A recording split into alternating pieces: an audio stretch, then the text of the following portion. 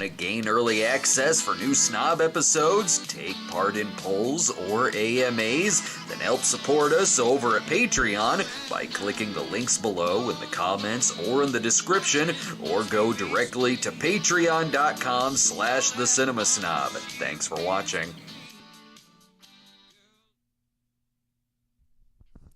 Good news, everyone. I did actually write. I finally wrote a new Patreon promo to put at the beginning of this. Obviously, haven't shot it yet, nor did I put it at the beginning of this episode, because I figure, well, I'll edit it tomorrow when I'm editing the Snob episode. It'll mainly be close to what was already there, except more so talking about that now you can, instead of 1983 in film, which is already out, it's been out for a few months, instead of 1983 in film, you can now see early portions of 1962 in film, and it's already been great. Yesterday I put up February of 1962 in film, and already I got a couple that I wrote down where I'm like, I may have to further dive into these in a Cinema Snob episode. There was one in January with Shirley MacLaine. She plays an actress. It's kind of like picture the ballpark of Tootsie, only if Dustin Hoffman was trying to pass himself off as a geisha. But it's Shirley MacLaine. It's in 1962. There was another one that's in the February portion. Again, it's all on Patreon right now. In the February portion, the craziest one in there was not the 3D skin flick from Francis Ford Coppola. That's one of two that he did that year. And the one I spotlighted in February was He kind of Godfrey Hoed a movie where he shot this 3D kind of screwball nudie footage to him and Jack Hill did to splice into this black and white West German movie. That one looked fairly normal compared to this. There was a George Hamilton movie in February of 1962 where it looks like a rom-com, where maybe kind of a screwball rom-com, a little bit, where there's a woman who's an adult and a knockout, like blonde, beautiful, everything's beautiful French girl, only she has the mind of a 10-year-old because of an accident she had, a head injury that she had when she was a kid. So she still has the mind like she's 10 years old, so she goes through the whole movie in a constant state of joy. She's hot, though, you guys. So I hope she and George Hamilton end up together in the movie. It looked like an early 60s, kind of straightforward and not self-aware take of that really funny plot from Arrested Development with Charlize Theron and Jason Bateman, where it turned out she had the mind of a child. And that's all the way up to February. So I already got a couple of them that I wrote down. 1962 is a great movie. Is a great year for films so far. No, I haven't even gotten to Bond, Lawrence of Arabia, Longest Day, Man Who Shot Liberty Valance. I haven't gotten to those yet. No, it's a great year for Shirley MacLaine as a geisha, and the screwball George Hamilton movie. Those are over on Patreon. But today I know I'm a little late in this. It's been a few weeks since I streamed. I was going to stream it was probably the day after Halloween. Was Halloween a Tuesday, a Monday or Tuesday this year? I was going to stream the day after when I was tired. I can use that.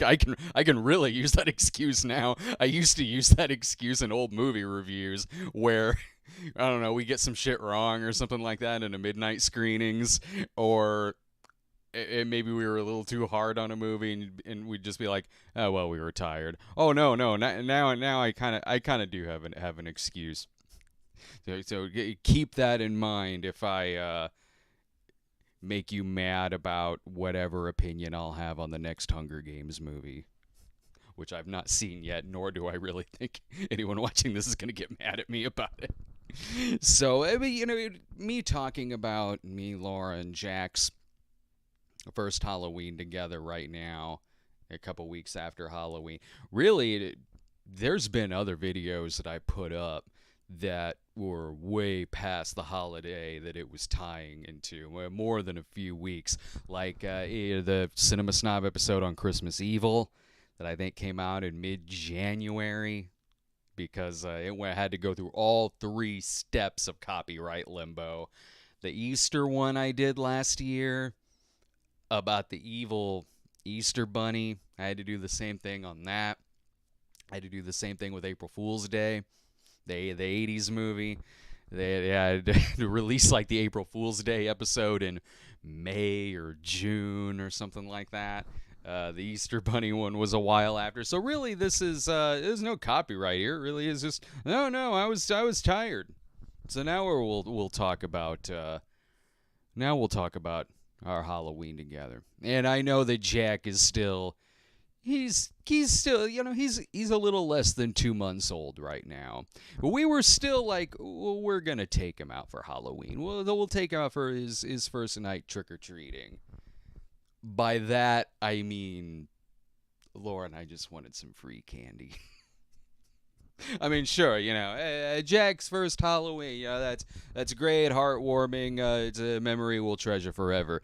But man, we can get our hands on some free fun-sized Snickers.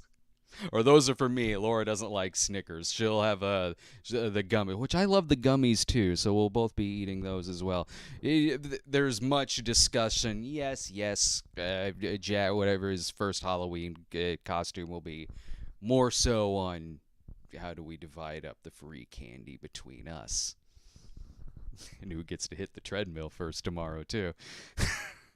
We throughout the month of October, we purposefully didn't go out to get bags of candy because we seriously were like, yes, I know it's very tempting. It's like half of the Walgreens right now. It's very tempting looking at all of these, especially with the spooky decorations around them.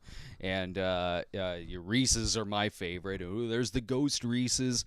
To get some of those, but no, we can hold off on it because again, we'll give it to the 31st. Where we'll get this for free. So we ended up going to Spirit Halloween, which does have a newborn section. There's a newborn section over at Spirit. And neither Laura and I dressed up this year because actually that thought didn't even cross my mind until like this exact moment. At no point during the Halloween season at least the thought never came across my head of like, oh, what costume am I going to wear? Oh, no, it didn't. It really was 10% what Jack's going to be wearing. 90% we can finally go door to door now, which I haven't been able to do since like the early 90s. We can finally go door to door now and binge out on some candy as we stay up late and watch some TV afterwards and stay up for the big giveaway at 9. No, so we went to Spirit Halloween and there was a newborn section. The first thing that I saw was I was like, oh, I really like that Elvis costume. They had like a baby Elvis costume. I was all about that. I was like, that would be cool if Jack's first Halloween costume was Elvis. But it was too big. Like they didn't. It was it might have been for like a 6-month-old or older even. But it was too big for him. I was like, oh, okay. What else do they have? The best ones that they had for him were like these kind of like onesie sack costumes a little bit. Nothing terribly specific like Elvis. More so like, oh, there was a big ghost costume that it was basically like just a giant like onesie, it's big and very, very bright, very fluffy, like a baby Cruella de Vil would wear or something like that. Or like honestly, I was like, oh, we can say he's going as Boo from Super Mario Brothers. Excellent, perfect. I think I put some of those pictures, some of them might be on, I got some pictures up over on Patreon I might have put some up over on Instagram. I can't remember. But no, we were like, regardless of it being a Halloween costume, we're like, it really does just look very, very comfortable for him. Honestly, I kind of want to get one and use the same way I use a Snuggie. I don't have a Snuggie, but this one looks like a ghost. It does look very, very, very comfortable. I'm pretty short. I'm barely taller than a baby. I can probably fit in this. Get the 6-month-old one. I can fit into that. Well, they had the ghost one. They had a jack-o'-lantern one. Jack-o'-lantern would have worked in that, like, oh, Jack, our little jack-o'-lantern. But he already had a lot of jack-o'-lantern stuff. Like, we had, like, a pumpkin hat, a pumpkin shirt, boots that are, like, pumpkin-colored and everything. So we were like, well, we have dressed him up. We want him to like pumpkin spice when he gets older. We don't want him to get tired of it already. Let's go ahead and get him the ghost costume. So there was all of that, quote, planning. Not really. It's like we went to Spirit Halloween. Oh, that one works. Okay, get that. We're going trick-or-treating? Yes. We're going to get candy. So throughout all of that and planning, we ended up not going because it decided to get really, really cold on Halloween really fast. It almost kind of mimicking what Halloween was like for me when I was young. We looked outside, the temperature dropped severely. It was snowing pretty hard. And I was like, that's another thing I haven't seen on Halloween since like the 1990s when I was a kid. So we looked and we were like, Jack probably won't like. I know the ghost costume is comfortable and all.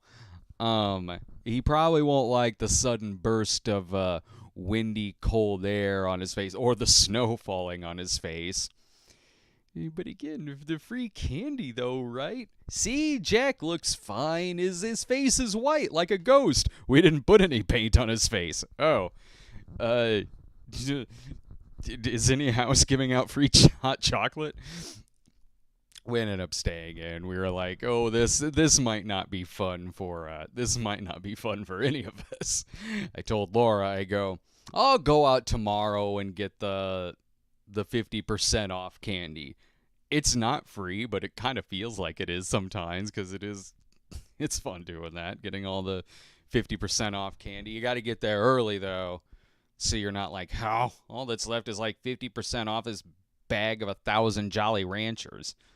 I'll eat it, but it'll take me quite a few years. So I said, I'll go November 1st and get the half price candy. Laura had this look on her face that was just like, she didn't say it, but she had this look that was, but I want it now. So like, pretty quickly I picked up and was like, I'll go ahead and go to Walgreens right now. So we had this mindset of free candy all throughout the season. We were like, we're going to save so much money getting the candy on Halloween. We are not going to buy these bags in the aisles like a bunch of suckers. Then I go to Walgreens on Halloween and buy up a bunch of bags of candy hours before they were 50% off. And we stayed inside, ate a bunch of candy, had stomach ache. That's right, I haven't binge ate candy in a long time. I did have a stomach ache. And we all watched Sleepy Hollow together. I didn't realize Laura hadn't seen it before. Laura's a huge Tim Burton fan. So it was like, I forget what service it's on, but it was like the main banner that day on whatever you went to. And Laura goes, I've never seen that. I go, really? You never saw that? She goes, no. Didn't that come out like after, like when things started getting a little questionable or hit or miss? Like, didn't it come out in his filmography after Alice in Wonderland? I'm like, oh, no. Sleepy Hollow, that's like 99, I think. No, that's still one of the good ones. It is good. I like Sleepy Hollow. We watched it. She liked it. Anyway, that's the end of that story. A long way to go for the central point of the story being Laura finally saw Sleepy Hollow and she liked it. Anyway, switching over to short stories. I hope you like the shorts I've been putting up. I've actually had fun doing those. I know that like YouTube has been doing shorts for a while, and for a while I didn't do it just because I didn't know what to do with it really, and I was other stuff between stuff out in theaters, the cinema snob, all that. I like doing really long videos. Obviously, not all the videos I do are long, because what was my review for the Marvels, like 3 minutes or something like that? Those I like doing short. Those are fine. But I like doing big snob episodes and stuff like that. But no, I've had a good time doing that lately, because they've added like a lot of different features to it where you can tie it in if it's a shorter part of a longer video. So I've been putting, isolating some clips of like new and old snob episodes that link to the full one. The shorts too are also like a really good format for me to like transfer Brad tries into. That I would eventually, I was like, I'm surprised this thought didn't come to me sooner. That actually is a pretty good format for Brad tries. It means I could do more. I even do some movie reviews with them sometimes. I reviewed if it's something where I'm like, I don't want to do like a full video on it, just something that's like quick, a minute. I did one for David Fincher's The Killer last weekend. The Brad tries stuff, I also I have a TikTok, because I barely go on there. Really, I barely go on YouTube. I go on YouTube to upload, post links over on Twitter, call it a day. But I know a lot of people are over on TikTok too, so I put some of those Brad tries over there. We're over there. If you use that a lot, we're over there under the Cinema Snob. If you don't watch YouTube Shorts and you do TikTok instead, just look up the Cinema Snob. We're over there on that. Oh, it was fun. I talked about this, I think, on the last stream that I did, where I was talking about the supersized episode I did of The Shining, the miniseries, and that there was a part I had to clip like after it was public, and it was a part that I had to clip because when I rendered it, it was a gag that went mute. And like I said, that happens sometimes. Usually I catch it if rendering it just mutes a clip for whatever reason. It happens. Sometimes you just have to re-render it. This one I missed. It was when I was making the little model house in front of the Overlook talk. And it took me a while to notice it. It took me so long to where I couldn't remember what the reference was or what audio I put in there for that. Eventually I didn't, it's not that it came to me, it was more so I knew that on my flash drive I still would have had all of the clips and pictures and things that I would have used in that episode. So I was like, okay, if I scroll through here, I know I can probably find the clip of whatever I used in there. Turns out the big inspiration I had on my head with the house was like, oh, let's use the audio of the talking can, the H. John Benjamin talking can from Wet Hot American Summer. I saw that clip in there. I was like, oh, okay, that's what I did. I was like, that's what I did? Oh, okay. Reference fits, I guess. So I made a short out of that. Yeah, I made a short out of that. Here's what I've been kind of getting a kick out of. Speaking of going back to older videos here, I did those compilations, which, thanks to the kind words on those, I'm glad a lot of you like those compilations I put up during October when I was having some newborn time off. So one of the compilations I put up was all of the Friday the 13th episodes that I did throughout the years. I forget when I did an episode on the first Friday the 13th, but it was a while ago. It was quite a few houses ago. I think I had hair in that. I might have had hair in that episode too. So it's all the Friday the 13th series that I did, all put together in one video. And about once a week, I go onto YouTube and look at like stuff that's like that you have to like approve of, like stuff that's automatically held by this content filter, and you go through, and a lot of it's spam that you just kind of gotta get rid of. there was some on there where I barely remember what jokes I made in videos like 2 weeks ago.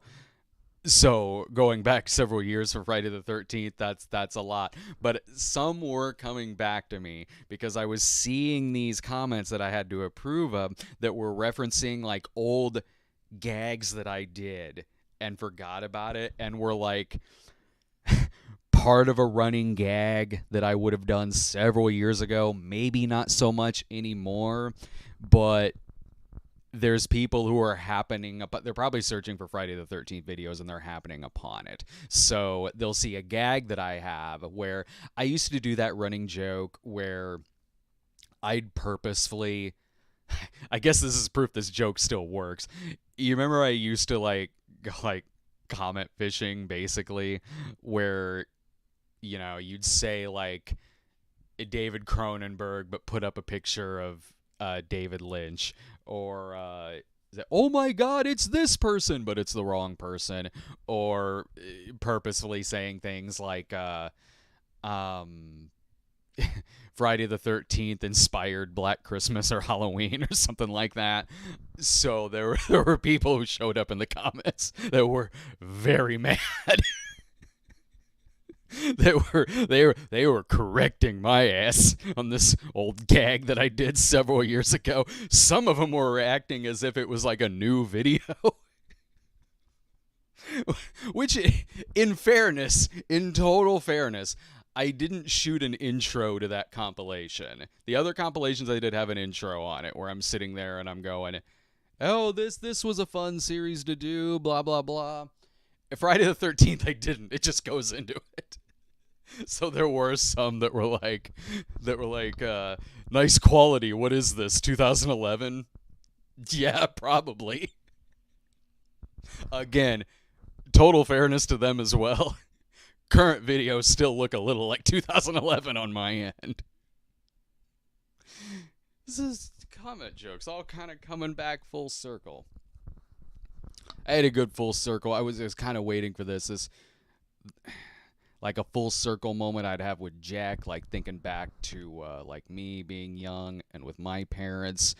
Having the 80s Sesame Street on, that's totally a trip. I don't know if I necessarily think back to myself watching that with my parents. I was more so watching that with my grandma during afternoons, Sesame Street. So there'll be stories you remember, but like actors who weren't famous.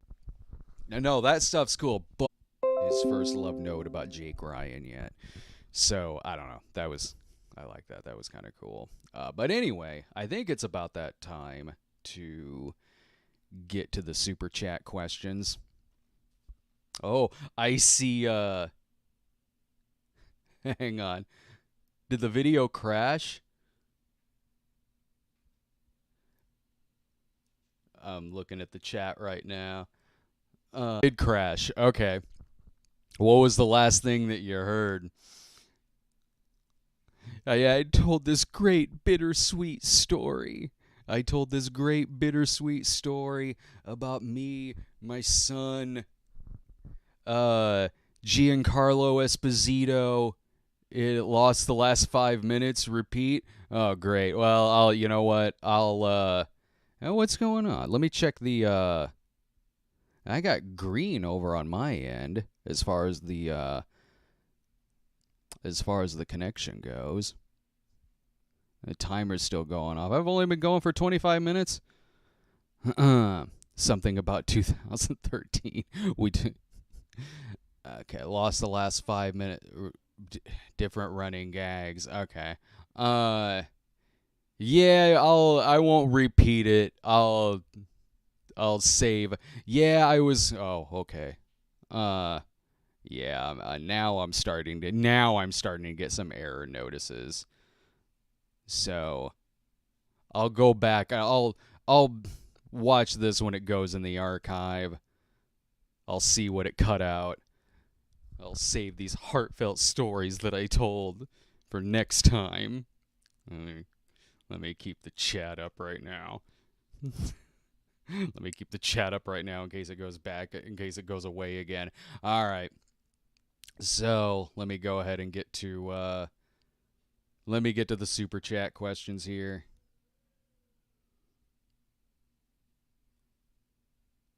All right. Let me know. Can you before I get? I feel bad if I answer these super chat questions now and no one sees me. Is everything good? Can you see? I know there's a little bit of a delay. There's a little bit of a delay on here. So basically, we may have lost 5 minutes. We'll make it up. We'll make up that 5 minutes with something even more riveting. Me waiting through the delay to to get word from the chat that everything's okay. All right, everything's cool. All right, so Campbellzilla says, for each of the actors who've played James Bond, what is your favorite non-Bond role movie for each one? I'm working late, so asking in advance. Good question. Connery. Goddamn, I love Zardoz. Zardoz might be the one I grew up watching Untouchables quite a bit. I grew up watching Untouchables more than I did Highlander. And I saw I might have been a teenager the first time I saw Highlander. So probably the Untouchables is what I watched more. Oh God. Henry Jones, of course. Indiana Jones and the Last Crusade, for sure. I quote that probably about as much as I do Bond. So yeah, Indiana Jones and the Last Crusade, Untouchables. Zardoz I saw when I was older, but I've seen it a lot. Roger Moore, Cannonball Run, where he makes fun of himself quite a bit in it. Outside of Bond, Cannonball Run is maybe what I saw the most from him. Lazenby, he's good in I like Stoner a lot. Stoner's really fun. Outside of Bond, the one I probably saw of him the most was, he's not in it much. I mean, it's just a fake trailer, but That's Armageddon segment from a Kentucky Fried Movie. Who Saw Her Die is pretty good. That's a Lazenby giallo flick that he did in the 70s. But probably Stoner might be my go-to of his outside of Her Majesty's Secret Service. Dalton, The Rocketeer. He's great in The Rocketeer as this like Nazi spy Errol Flynn type in it. He sells that role so good in that movie. He's great in that film, and he just has. I like the Thomas Crown Affair a lot. I like the original a lot too, but his version of Thomas Crown Affair is really good. Craig, maybe Layer Cake. It might be that. It's off the top of my head. Okay. Hayden Champagne TCB. Hi, Brad. Opinions on If. Oh, the Malcolm McDowell movie. I saw that when I was younger. I should see it. I do remember liking it. It's the one in the boarding school. Of that trilogy, the one I saw the most, and it's because it's the one our video store had, or maybe it was that I had the DVD of it when it first got, I can't remember. But at Britannia Hospital, I saw more than Oh Lucky Man and If. Again, it was more there. It was more accessible.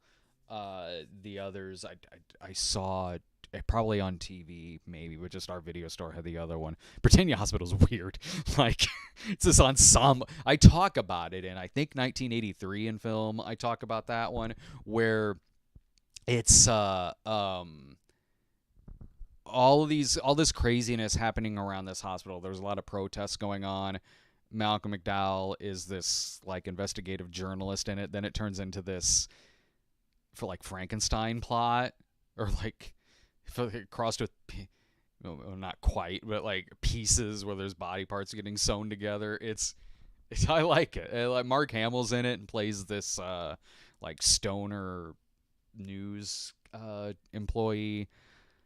Danny McGraw. Hello, Brad. I love the Sesame Street review. Thank you. Besides the Don't Eat the Pictures song, what are some of your favorite Sesame Street songs?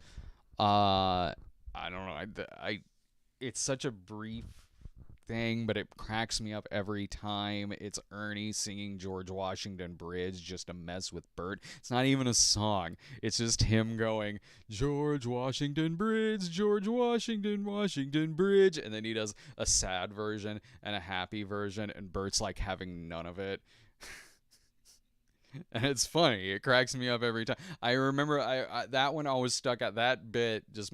It made me laugh a lot when I was a kid, so it's stuck with me since then. I had it on that tape that was like a sing-along Sesame Street tape that was about all of the Sesame Street characters going on this bus trip together. So they decided to do like sing-alongs together.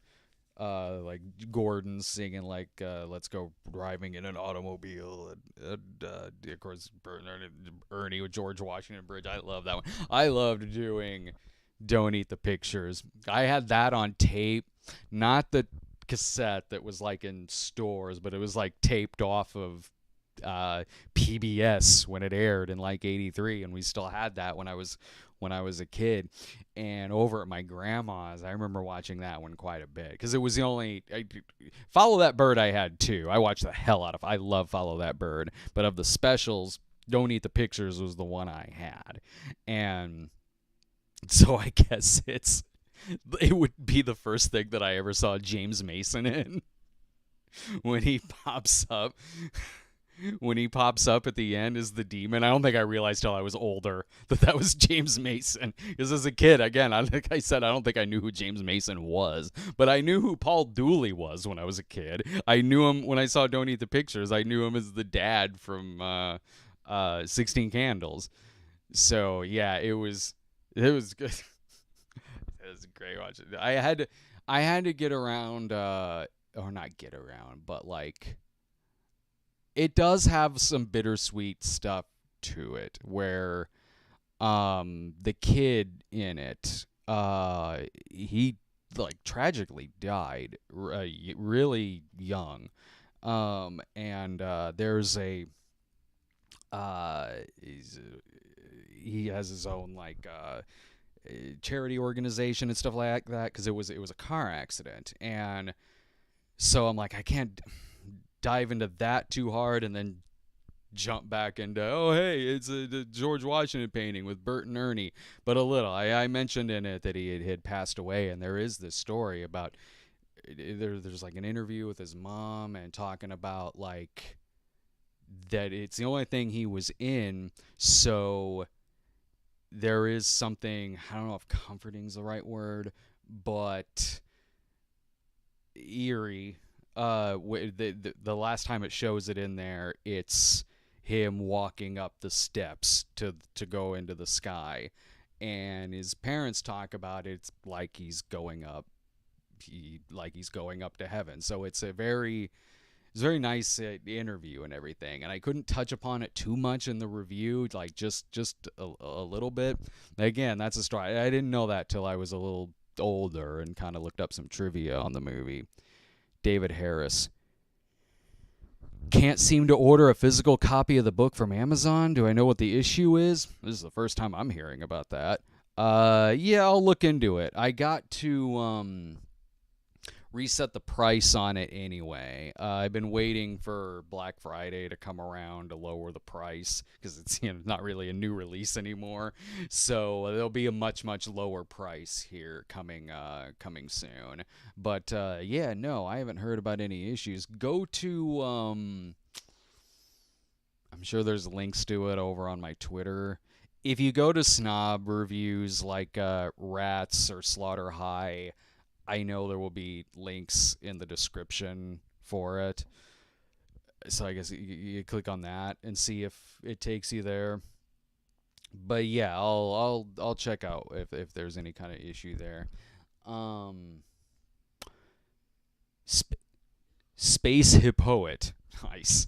Hello, Brad. Think you'll ever do the I Know What You Did Last Summer films? Could be some material. Yeah, I probably should. I don't know when. Like, yeah, eventually at some point I would get to those movies and do all of them because isn't there a TV show of it now or something like that? It'd be worth it just to eventually get to the second one and that third one, that like direct to video one. There'd be a lot of material there. It might be years before I would get to that, but I am not planning on retiring. So at some point, yeah, those movies would be spotlighted. Sid Art would love to know your favorite and least favorite entry in the Children of the Corn franchise. Me and a friend just binged the entire series. So, might be disappointed in the answer. I've only seen the first one and that new one that just came out to theaters this year or last year. I can't remember. I am actually really looking forward to doing more of the Children of the Corn movies for the show, mainly because I haven't seen any of the sequels, like just the first one. So it's kind of my excuse to finally see all of them. The first one's fine. The villains really make it work. They do. There's some silliness in that and really bad character decisions, but damn, the villains are good. There's individual set pieces that work, like the stuff in the diner at the beginning. That new one that came out recently is all bad, but funny bad. We had a fun time seeing it in the theater. It was unintentionally hilarious. So, yeah, my favorite would be the first one. Least favorite, that new one. But keep in mind, they're the only two I've seen. Matt Florent, hey, Brad, glad everyone's doing well. Have you seen My Name is Khan starring Rizvan Khan? No, I haven't. I'm sorry you asked me that and I haven't seen the movie. And no, I've not seen that one before. If it makes you feel better, I'll look into it. Jacob Matthew Crawford, good to be back here. Hope all is well. Since you're a Tubi fan, have you seen their original movie, A Neighbor's Vendetta? It has cheating, a vengeful wife, a cook, a thief, his wife, and her lover. I made that part up. Death by autoerotic asphyxiation, and female on male rape. Well, that checks off all of my must-haves if I'm going to watch a movie on Tubi. No, I haven't. I haven't seen a Tubi original movie. And I like Tubi. I should, though. I see a lot of I've reviewed a lot of movies that are on there, like a lot of the VOD stuff. I do. The snob episode I've got that I'm editing tomorrow is for Amityville Thanksgiving. Surprisingly, it's not on Tubi. It is on YouTube, but it's not on Tubi. But the one I'm doing after that, the one I'm doing, I'm going back and forth between a couple of things that I'm going to do after that, but both of them are on Tubi. So, and both of them are recent VOD movies. I kind of want to spotlight a lot more of the VOD movies because the VOD ones, I don't have time to review them like I used to, like they'd be part of the regular current movie review shows. Really with that, I just have time to see a couple of things a week at the theater. So we got a lot of stuff going on. I don't have time to watch a lot of VOD movies, but I'm trying to put that more so in the Cinema Snob because there really is a gold mine when you look at VOD new releases. There is. There's a sequel to Amityville Thanksgiving that's coming out. Even doing the current movie reviews, I was happening upon stuff where I was like, there's a lot of good material in here. Was that rom-com I did with like family sitcom jokes, but it was about a bet between the husband and wife about if he can lose weight, he can bang her in the ass, and the name of the movie was Win a Trip to Browntown. Like, I need to start doing more VOD stuff on the Snob. So, next one you're getting is Amityville Thanksgiving. Okay. Oh, Kermit Wazowski goes, did you ever watch The Odd Couple reboot with Matthew Perry and Thomas Lennon? Could make a fun binge watch if you're up for it. I did see that because you all know how much how much I love Matthew Perry, and he really was a big, to keep it short, he was a big inspiration for me. So yeah, I didn't see all of The Odd Couple. What I saw of it, I thought was fine. His other show, I remember always being bummed about how his other shows didn't make it past a season, because there really was good stuff there, and I liked him. Go On was a good show. I liked Mr. Sunshine. I liked Studio 60. A lot of them had different places they could have gone. They really, really, really could have lasted. So with The Odd Couple, it was cool that he got it made because it was a big passion project for him. He really loved the play. And you could tell that he was wanting to play something, because he played Oscar, and he wanted to play something that was very outside of Chandler. So it was cool that not only did he get it made, but also that he did finally have a show that it at least lasted a few seasons. It did. It went 3, 4. I think it just went 3, but it lasted more than one season. Even though I thought Go On was better than some of those others, his version of The Odd Couple was fine. It's the type of thing you'd catch it on TV, if you're at like a hotel or something. And he and Thomas Lennon are good together in it.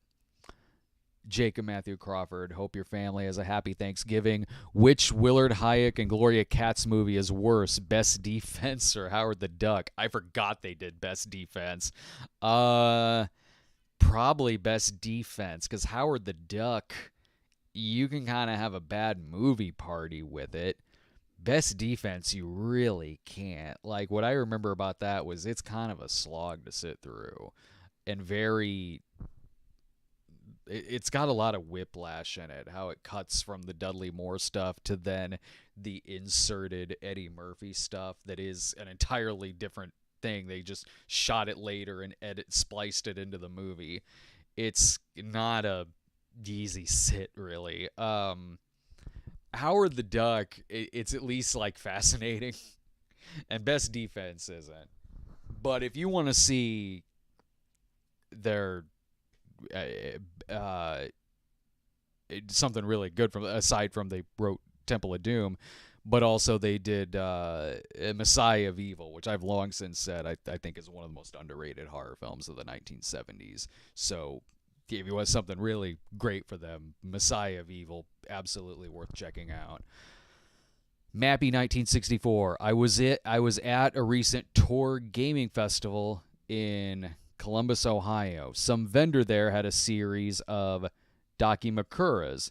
They had, those are friends of mine. They had me and Doug are on these Dakimakura pillows. Yeah, I didn't get a chance to go say hi to them, but they were at, we did Grand Rapids last weekend. And when I was doing my walk through the morning, I saw their booth, but it was the morning before a lot of people were there. And I didn't get a chance to break away much during the convention.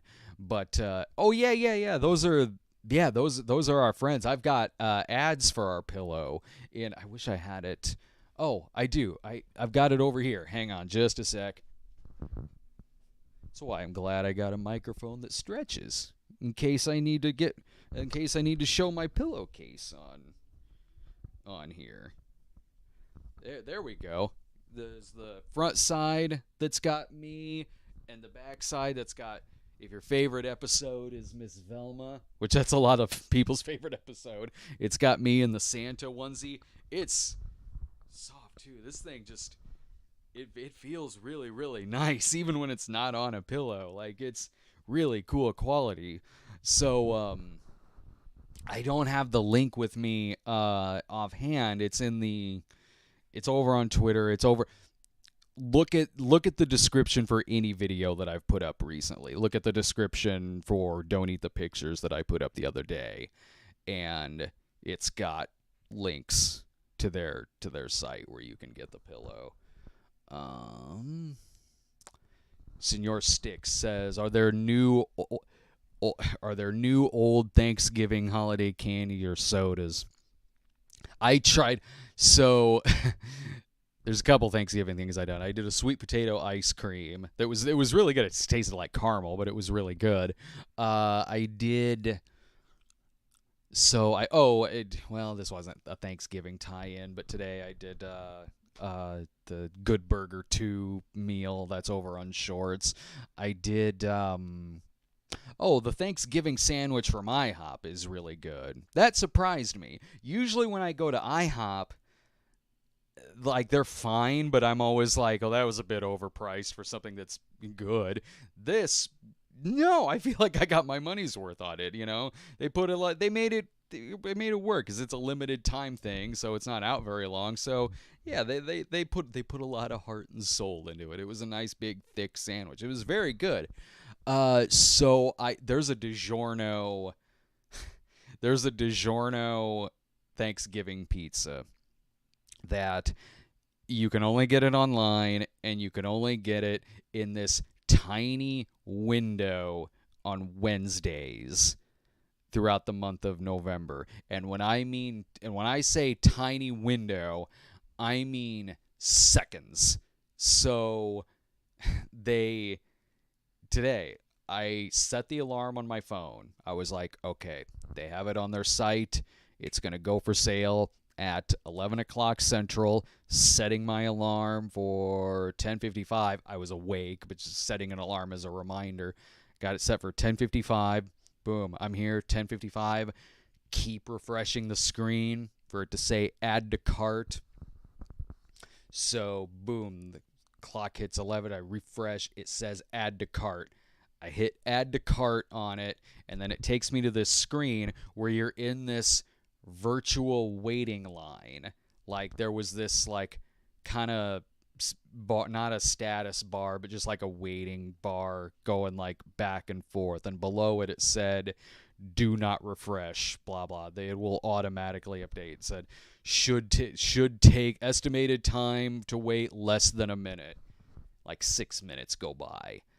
Eventually, it does automatically go to the next screen. And when it went to the next screen, it said, sorry, sold out.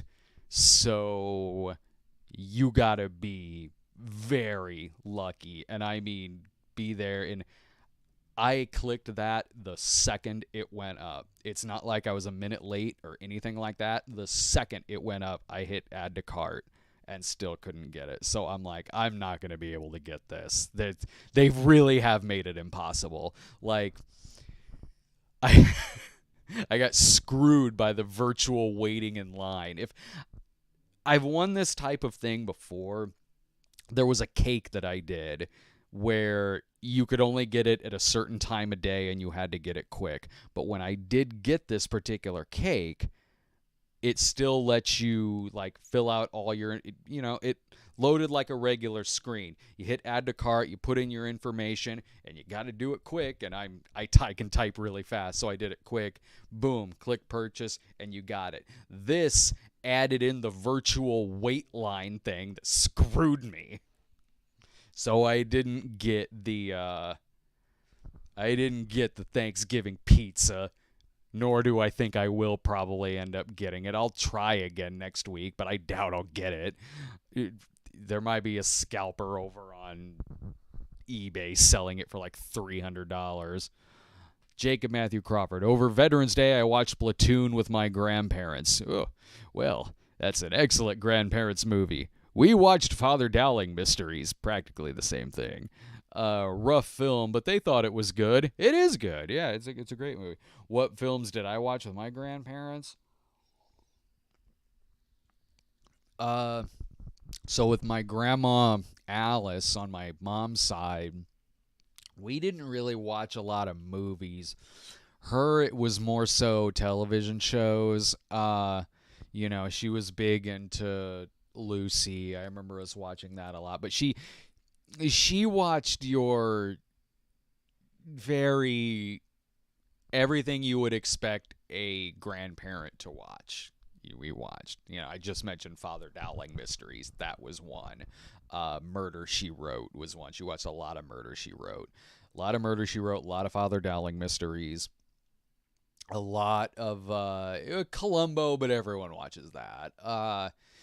Diagnosis Murder, I think she was into. She was she was into Matlock. I remember that. So it was more so those I would watch with her. Over on my dad's side, with my grandparents, not quite the stereotypical old person shows, but more like she's into kind of just whatever's on television, like sitcoms, all the sitcoms that are on throughout the night. Movies, she's huge into country. She's a diehard country music fan. So really anything that has like a country music singer on there, like she's got Rhinestone on VHS because of Dolly Parton, So she likes movies like that. So stuff like Rhinestone I'd probably watch with her. Sid Art, thoughts on the Tommy Knockers miniseries? I'd need to see it again. It's been too long. I saw it when it aired. I don't remember that much about it other than Jimmy Smits was in it. I hear it. I was young. Do I remember? Maybe I don't think I was paying that much attention to it when it was on. Because all I hear about it now is really bad things about it. Whereas at the time, I don't think I thought one way or the other about it. I think it was just kind of on. And our video store had it, but it might have been a shortened version of it. Our video store had it. So that's one I'd need to watch it again. And I will, because I love doing the King miniseries. I think that's it. I think that's it for the super chat questions. Thank you so much. A lot of really good stuff in there. Ellie in the chat says Days of Our Lives. Days of Our Lives I did grow up watching, but I watched that with my mom. Me and my mom were big into it. It was the, of course, we were a Patch and Kayla family. And when I was watching it, that was the Nick the Pimp era. Yeah, where that period where like he was like kind of the villain. So I remember that. Yeah, it was my grandma was into All My Children. Me and my mom, totally Days of Our Lives. I'll still watch it sometimes too. I really am gonna end up being Michael Keaton from Mr. Mom. I've already got flannel. Sometimes I'm a little scruffy. I will end up watching soap operas like he did. And having like cards, like poker nights with cigars and like all the moms in the building. All right, well, let's see. Yeah, that's it for the super chat. So we'll go ahead and get on out of here. Thank you so much for watching, everyone. Thanks for the super chat too. We'll be back here Wednesday. I'll have reviews coming up this week for Hunger Games and Thanksgiving. Hunger Games I'm at tomorrow. Friday I'm going to be seeing Thanksgiving, so that review will be up on Saturday. So, all right. Have a great week, everyone. Take care. It's been a few weeks. Where's the end bumper? There's the end bumper. All right. See ya.